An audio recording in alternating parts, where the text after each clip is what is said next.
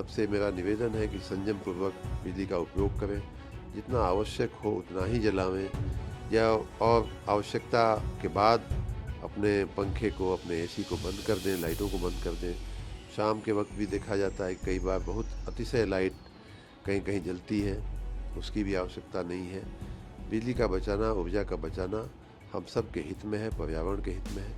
इसलिए मैं चाहूँगा कि आप अपने ज़रूरत भर का पर्याप्त बिजली उपयोग करिए। उत्तर प्रदेश में बिजली सप्लाई व्यवस्था में क्यों फेल हुए ऊर्जा मंत्री ए.के. शर्मा। गुजरात कैडर के आईएएस अधिकारी डॉक्टर ए.के. शर्मा 32 साल ब्यूरोक्रेसी में सर्विस देकर पॉलिटिक्स में आए। भाजपा ने डॉक्टर शर्मा को यूपी से विधानसभा परिषद यानी एमएलसी बना दिया। करीब 6 महीने बाद भाजपा प्रदेश उपाध्यक्ष की जिम्मेदारी भी दे दी। इस समय वह योगी सरकार में नगर विकास और ऊर्जा मंत्री है। 2027 विधानसभा चुनाव से पहले बिजली सप्लाई बड़ा मुद्दा बन गया है। पब्लिक सड़क पर आ गई है। भाजपा के सांसद विधायक ही मुख्यमंत्री को चिट्ठी लिख रहे हैं। अखिलेश यादव कह रहे हैं कि अगर सपा की सरकार बनती है तो 300 यूनिट फ्री बिजली देंगे। मुख्यमंत्री को खुद दखल देते हुए ऊर्जा विभाग के 2 इंजीनियरों को सस्पेंड करना पड़ा और 2 को कारण बताओ नोटिस जारी करना पड़ा। सवाल उठा कि 13 साल गुजरात में मुख्यमंत्री कार्यालय में, फिर 6 साल प्रधानमंत्री कार्यालय में जिम्मेदारी संभालने वाले डॉक्टर ए.के. शर्मा आखिर ऊर्जा विभाग में क्यों कोई कमाल नहीं कर सके। का दावा है कि बिना बिजली कनेक्शन के भी स्मार्ट प्रीपेड मीटर चलता रहता है। तस्वीरों में भी बिना कनेक्शन रीडिंग बदलती रहती है। यूपी को मई महीने में हर रोज करीब 31,824 मेगावाट बिजली की जरूरत पड़ रही है। इस मांग के साथ यूपी देश में नंबर 1 पर है। महाराष्ट्र में 29,463 मेगावाट के साथ दूसरे नंबर पर है। यूपी को बिजली मुख्य रूप से 5 सोर्स से मिलती है।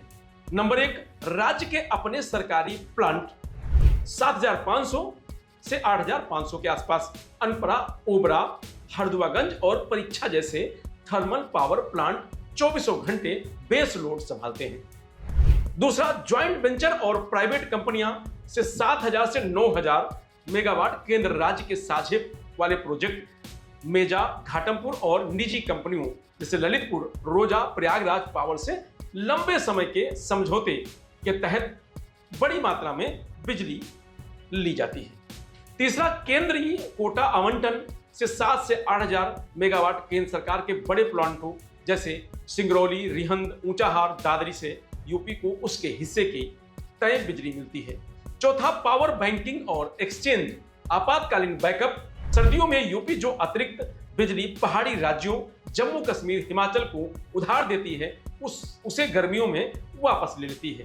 पांचवा, रिन्यूएबल और hydro power, peak hours management. दोपहर में एसी के बढ़ते लोड को बुंदेलखंड की सौर ऊर्जा संभालती है। शाम को सोलर बंद होने पर रिहंद और ओबरा जल विद्युत प्रोजेक्ट से अतिरिक्त बिजली ग्रिड में छोड़ी जाती है।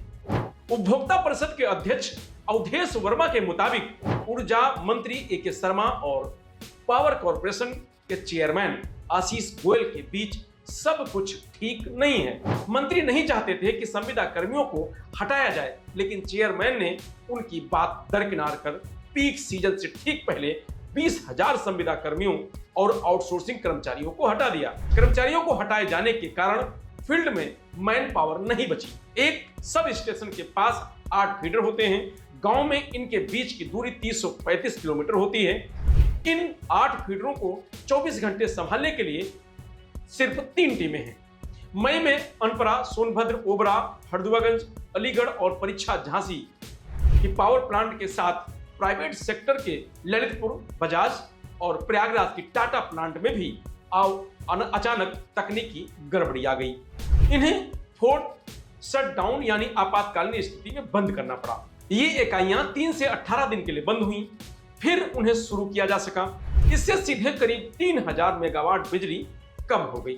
अवधेश वर्मा आगे कहते हैं कि यूपी पावर कॉर्पोरेशन और उत्पादन निगम के बीच तालमेल की कमी के कारण कई प्लांटों का मेंटेनेंस समय पर पूरा नहीं हुआ। कुछ निजी प्लांट को समय पर कोयले की रैंक यानी सप्लाई नहीं मिल सकी। इससे कोयले की कमी हो गई और उत्पादन रुकना पड़ा। मंत्री और चेयरमैन के बीच सामंजस्य नहीं होने से इन्हें दोबारा शुरू करने पर ध्यान नहीं दिया गया। जब यूपी के अलग अलग इलाकों में बिजली कटी तो जनता ने स्थानीय भाजपा विधायकों को घेरना शुरू किया। स्थिति इतनी बिगड़ गई कि विधायकों ने ऊर्जा मंत्री से बात करने के बजाय सीधे मुख्यमंत्री योगी आदित्यनाथ को चिट्ठी लिखना शुरू कर दिया, जिसमें डॉक्टर राजेश्वर सिंह, जो विधायक सरोजिनी नगर से हैं, ऊर्जा मंत्री को 11 पन्नों का लेटर लिखकर सिस्टम की कमियां उजागर की। प्रतीक भूषण विधायक गोंडा सीधे लिखा कि रात में कटौती बंद होनी चाहिए क्योंकि क्षेत्र में जनता हमें पकड़ती है। डॉक्टर नीरज बोरा, जो लखनऊ से नॉर्थ से विधायक हैं, नाराजगी में चीफ इंजीनियर और एग्जीक्यूटिव इंजीनियर एक्सचेंज को मौके पर तलब कर लिया। भाजपा विधायक खुलकर योगी सरकार के ऊर्जा मंत्री श्रीकांत को याद कर रहे हैं। विधायकों का कहना है कि श्रीकांत को फोन करते ही काम होता था, जबकि ए.के. शर्मा से संपर्क करना ही मुश्किल हो रहा है। विश्लेषकों के मुताबिक 32 साल नौकरशाही में गुजारने वाले ए.के. शर्मा के विभागीय मैनेजमेंट के मोर्चे पर बहुत सफल नहीं होने की कई वजह हैं। यूपी के ऊर्जा विभाग में कर्मचारियों की यूनियन हावी रहती है। स्ट्रक्चर रिफॉर्म पर कोई बड़ा काम नहीं हुआ है। पहले प्राइवेटाइजेशन को लेकर कर्मचारियों ने हड़ताल की, फिर एक वक्त ऊर्जा मंत्री और मुख्यमंत्री के बीच नाराजगी खुलकर सामने आई। जब ए.के. शर्मा को कहना पड़ा कि मैं अपनी इच्छा से जूनियर इंजीनियर तक का ट्रांसफर नहीं कर सकता हूं। ए.के. शर्मा की सबसे बड़ी कमजोरी मीडिया और जनता से दूरी है। वह प्रेस कॉन्फ्रेंस में पत्रकारों के सवालों का जवाब बिना दिए चले जाते हैं। जनता जब बिजली कटौती पर सवाल पूछती है तो वे समाधान बताने के बजाय जय श्री राम का नारा लगाकर आगे बढ़ जाते हैं। मंत्री कुछ बोलते हैं नहीं हैं, जबकि लोग आपूर्ति कम होने का जवाब चाहते हैं। दूसरी तरफ विभाग के अधिकारी और इंजीनियर भी लोगों को सही से कम्युनिकेट नहीं करते हैं। जानकारों के मुताबिक सपा सरकार के समय बिजली क्षमता 16,000 मेगावाट थी, जो अब 32,000 मेगावाट है। सरकार ने कनेक्शन तो बांट दिए, लेकिन इंफ्रास्ट्रक्चर मजबूत नहीं किया। पीएम मोदी ने गुजरात का सीएम रहते हुए घरेलू और कृषि के लिए अलग अलग फीडर बनाकर सिस्टम सुधारा था। शर्मा पीएम मोदी के साथ रहे हैं, लेकिन यूपी में पूरा मौका मिलने के बाद भी केंद्र की पुनर्गठित विस्तार क्षेत्र योजना 5 साल में भी सही से लागू नहीं कर सके। तो ये तमाम कारण हैं यूपी की बिजली व्यवस्था विफल होने की। फिलहाल इस खबर में इतना ही। आप देखते रहिए लोकमत हिंदी।